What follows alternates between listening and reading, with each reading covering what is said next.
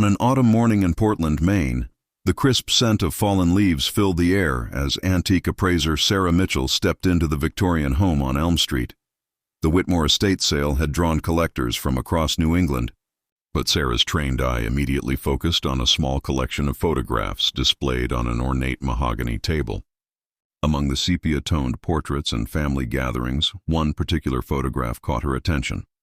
It was a formal studio portrait from 1914, featuring a well-dressed family of four: a stern-looking father in a dark suit, a woman in an elegant white blouse with her hair pinned in the Gibson girl style, and two young children, a boy of perhaps 8 and a girl no older than 5.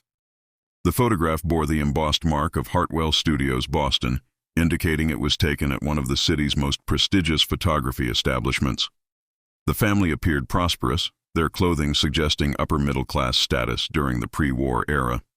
Sarah lifted the silver frame, examining the image more closely. The composition was typical of the period. The father stood behind his seated wife, with the children positioned formally beside them. Yet something about the mother's posture seemed unusual.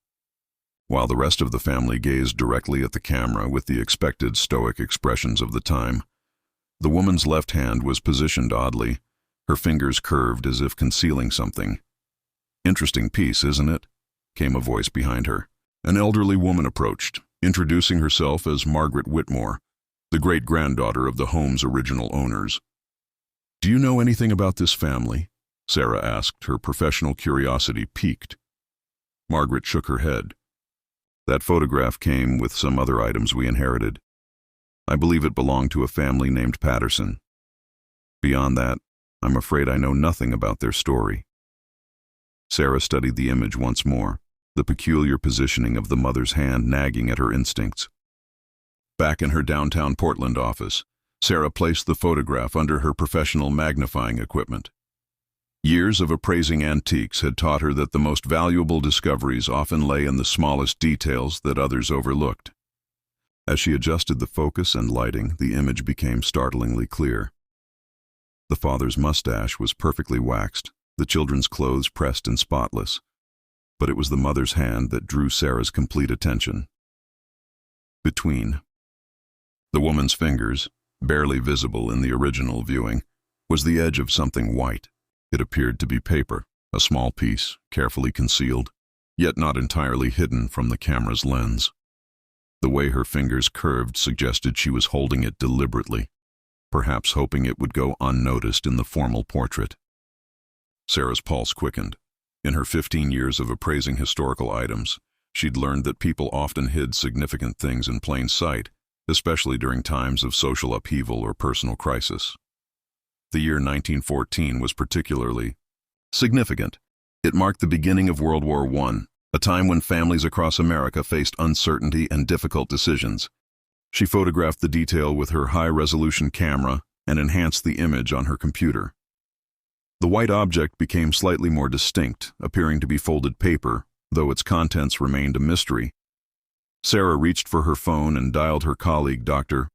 James Reed, a historian specializing in early 20th century American social history at the University of Southern Maine. "James, I have something that might interest you," she said, her voice tinged with the excitement she always felt when uncovering a potential historical mystery. "It's a 1914 family portrait, but there's something the mother is hiding in her hand, something she clearly didn't want others to see, yet couldn't bear to let go of completely." "Send me the images," James replied immediately. 1914 was a pivotal year. Families were dealing with everything from economic uncertainty to the looming war. Whatever she was hiding might tell us a remarkable story. Dr. James Reed examined the high-resolution images Sarah had sent, his historian's mind immediately recognizing the potential significance of the hidden object. The formal nature of studio portraits in 1914 meant that every element was carefully controlled.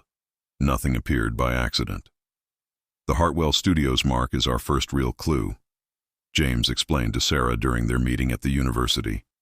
Theodore Hartwell ran one of Boston's most exclusive photography studios from 1895 to 1925. His client records, if they still exist, might help us identify this family. James had spent the morning making calls to various Boston historical societies and archives. The Massachusetts Historical Society confirmed they had acquired Hartwell's business records in 1967, including appointment books and client information. "I'm driving to Boston tomorrow," Sarah announced. "This mystery won't solve itself." The next morning, Sarah found herself in the climate-controlled archives of the Massachusetts Historical Society. The Hartwell Studios collection filled 3 large boxes containing appointment ledgers, client correspondence, and photographic plates. She began with the 1914 appointment book, scanning through months of entries. Under March 15, 1914, she found it. Patterson family portrait, 2 p.m., payment $12.50, premium sitting. The entry included an address, 145 Beacon Street, Boston. The premium sitting notation suggested this was a wealthy family who could afford Hartwell's most expensive services. Sarah's hands trembled slightly as she photographed the entry. The next step would be researching the Patterson family at that address, but she sensed she was on the verge of uncovering something significant. A librarian approached her table. "Finding what you're looking for?" "I think so," Sarah replied. "Now I need to find out who the Pattersons were and what a mother might have felt compelled to hide in her hand during what should have been a joyful family portrait." The weight of the mystery pressed upon her as she prepared to delve deeper into the Patterson family history. The Boston Public Library's genealogy department became Sarah's next destination. Armed with the address from Hartwell's records, she began piecing together the Patterson family story through city directories, census records, and newspaper archives. The 1910 census revealed the family's composition. Thomas Patterson, age 42, listed as a textile merchant, his wife Eleanor, age 36, son William, age 8, and daughter Catherine, age 5. The family employed 2 servants, indicating substantial wealth during Boston's textile boom. Thomas Patterson owned Patterson and Associates, a successful textile importing business with connections to mills throughout New England. The company specialized in fine fabrics from European manufacturers, making the Pattersons prominent members of Boston's merchant class. But as Sarah delved deeper into 1914 newspaper archives, she discovered troubling information. The Boston Globe from February 1914 contained a small business section notice. "Patterson and Associates faces difficulties amid changing European trade conditions." More concerning was an item from the Boston Herald dated March 10, 1914, just 5 days before the family portrait. Local textile merchant Thomas Patterson questioned by federal investigators regarding suspected irregularities in import documentation. Sarah's heart raced. The family had sat for their expensive portrait while under federal investigation. This context gave new meaning to Eleanor Patterson's hidden object. What did she conceal in her hand during what might have been their final family portrait as a prosperous Boston family? The reference librarian, noticing Sarah's intense focus, approached her table. "Are you researching the Patterson textile scandal?" she asked quietly. Sarah looked up, surprised. "You know about it?" "It's a fascinating case study. Thomas Patterson was eventually convicted of customs fraud in 1915. The family lost everything: their home, the business, their social standing. Eleanor Patterson..." She paused dramatically. "She disappeared shortly after the trial. Some say she fled to Canada with the children. Others believe something more tragic occurred." Sarah felt a chill. Whatever Eleanor Patterson had hidden in her hand during that March 1914 portrait suddenly seemed far more significant than a simple family memento. Sarah's research took her to the National Archives branch in Boston, where federal court records from 1914-1915 were housed. The Patterson case file was surprisingly thick, containing investigation reports, witness statements, and evidence documentation. The case against Thomas Patterson revealed a complex web of customs fraud spanning 3 years. He had been systematically underreporting the value of imported textiles, avoiding thousands of dollars in federal tariffs. The scheme involved forged documentation and bribery of port officials. But as Sarah read deeper into the investigative reports, she discovered something unexpected. Federal agents had suspected Eleanor Patterson of being more than an innocent bystander. A Treasury Department memorandum dated March 8, 1914 stated, "Evidence suggests Mrs. Eleanor Patterson maintained separate financial records and correspondence related to the import scheme." Recommend immediate search of family residence. The search had been scheduled for March 16, 1914, one day after the family portrait. Sarah's pulse quickened as she realized the timing. Eleanor Patterson had known federal agents were coming to search their home. The family portrait on March 15th wasn't just a formal photograph. It was taken on the last day of their life as they knew it. In the evidence inventory from the March 16th search, Sarah found a crucial detail. Searched premises thoroughly. No additional documentation recovered. Subject may have destroyed or concealed relevant materials prior to search. The picture was becoming clearer. Eleanor Patterson had hidden something in her hand during the portrait, possibly evidence she couldn't bear to destroy but dared not leave in the house. The photograph itself might have been her way of preserving proof of whatever she was protecting. A folder marked unrecovered evidence caught Sarah's attention. Inside, she found a handwritten note from the lead investigator. Mrs. Patterson claimed ignorance of her husband's activities, but witness reports suggest she was present during several suspicious meetings with foreign contacts. Her knowledge of the family's financial affairs appears extensive. Sarah photographed every relevant document, her mind racing with possibilities about what Eleanor Patterson had concealed that March afternoon in 1914. Court transcripts from Thomas Patterson's 1915 trial provided Sarah with a disturbing picture of the family's final months. Eleanor Patterson had testified briefly on her husband's behalf, maintaining her innocence and claiming no knowledge of the customs fraud. But more intriguing were the witness statements Sarah found buried in the case files.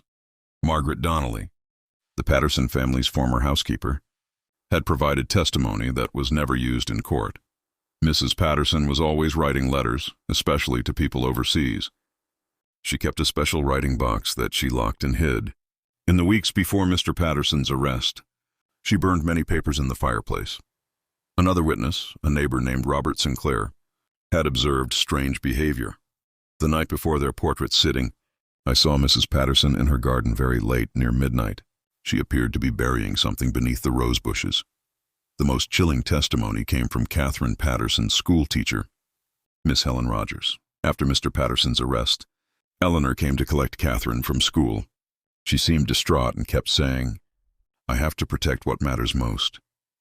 That was the last time anyone at the school saw either mother or daughter. Sarah's research into Eleanor's disappearance revealed that she and the children had simply vanished in April 1915, shortly after Thomas's conviction.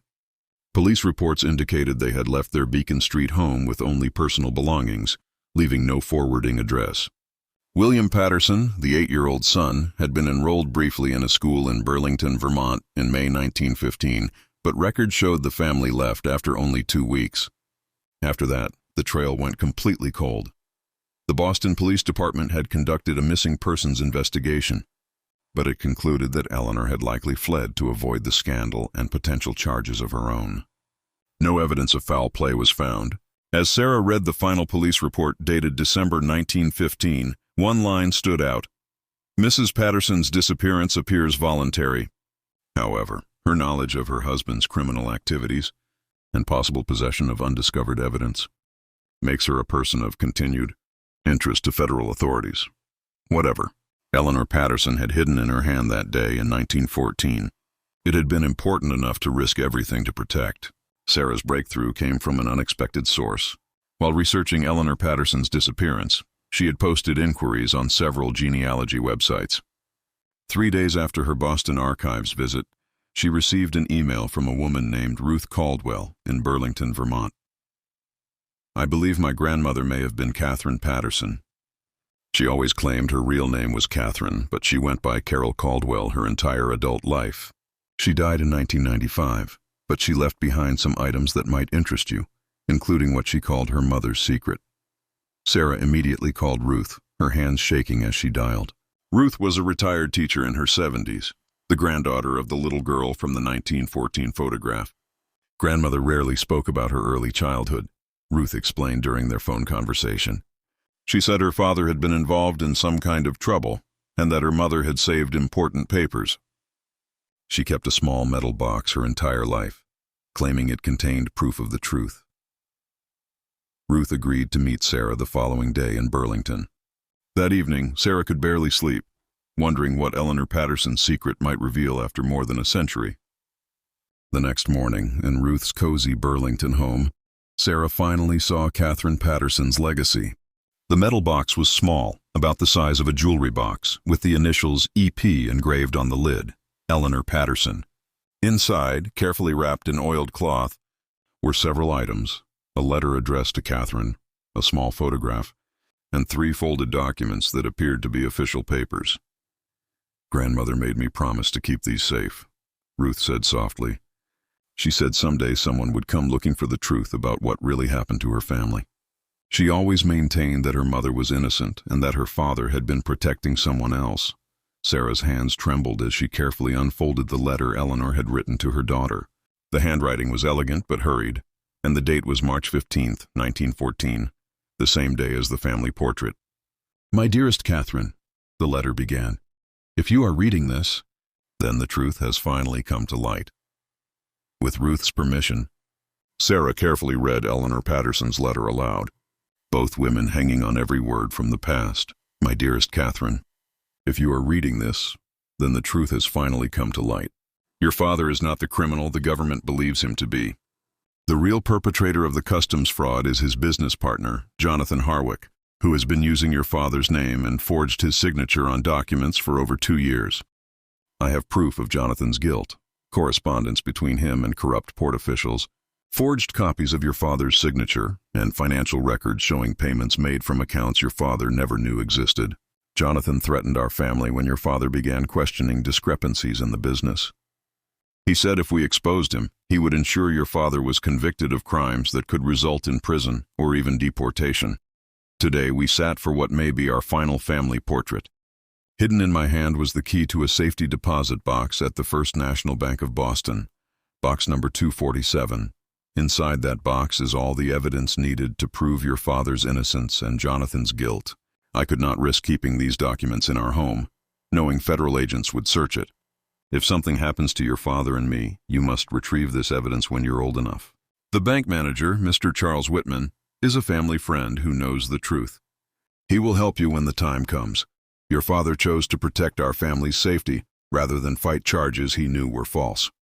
He believed that by accepting blame, he could keep us all safe from Jonathan's threats.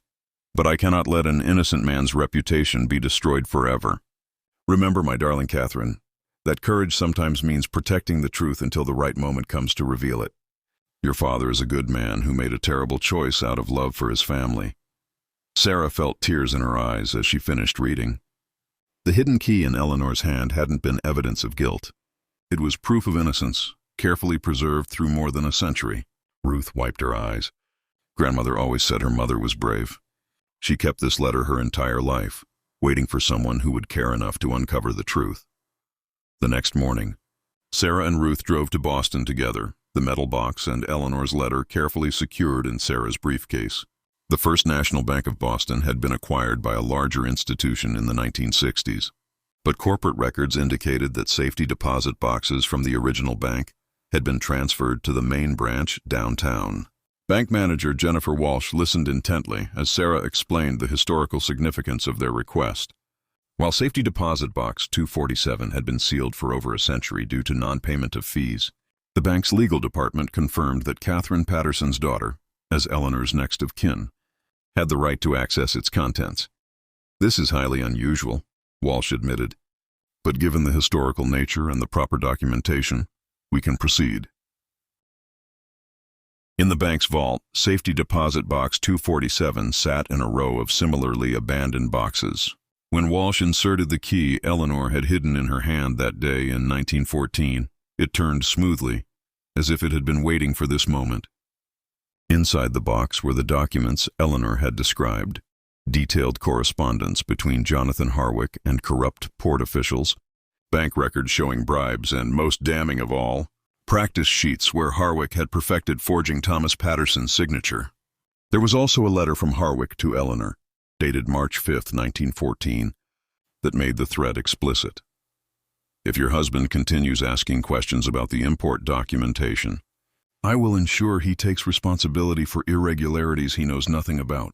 Your family's reputation and safety depend on his cooperation."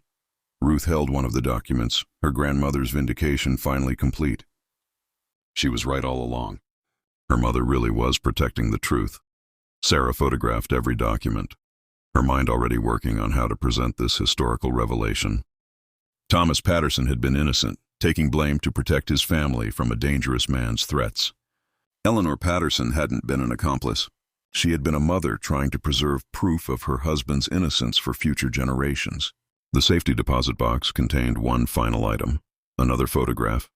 This one showing Thomas Patterson and Jonathan Harwick at the textile business, both men smiling and shaking hands, a bitter irony given the betrayal that followed. 6 months after discovering Eleanor Patterson's secret, Sarah stood before a packed auditorium at the Massachusetts Historical Society, presenting her findings to historians, genealogists, and members of the Patterson family who had emerged after publicity about the discovery. The evidence from Safety Deposit Box 247 had been examined by forensic document experts, who confirmed the authenticity of the papers and the forged signatures. The story had captured national attention, becoming a symbol of how historical injustices could finally be corrected. Through careful preservation and dedicated research, Thomas Patterson's conviction was officially acknowledged as a miscarriage of justice by the federal court system, though no formal exoneration was possible due to the passage of time. More importantly, the Patterson family name had been cleared in the historical record. Ruth Caldwell had donated Eleanor's letter and the safety deposit box contents to the Massachusetts Historical Society, ensuring that future researchers would have access to this remarkable story of courage and preservation of truth. Dr. James Reed had traced the fate of Jonathan Harwick, discovering that he had fled to South America in 1916, shortly after Thomas Patterson's conviction, strongly supporting Eleanor's version of events. As Sarah concluded her presentation, she displayed the original 1914 photograph alongside Eleanor's letter. This case reminds us that photographs are more than mere images. They are frozen moments containing stories waiting to be discovered. Eleanor Patterson's hidden key wasn't just a secret.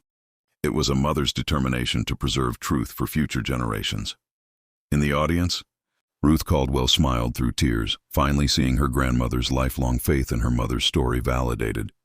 The little girl in the 1914 photograph had grown up carrying her mother's secret, and now, more than a century later, that secret had restored her family's honor.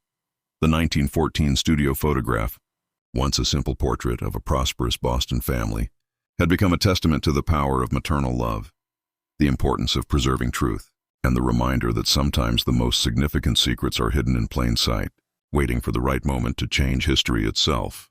Eleanor Patterson's courage in hiding that key in her hand during their final family portrait had ultimately achieved exactly what she had hoped.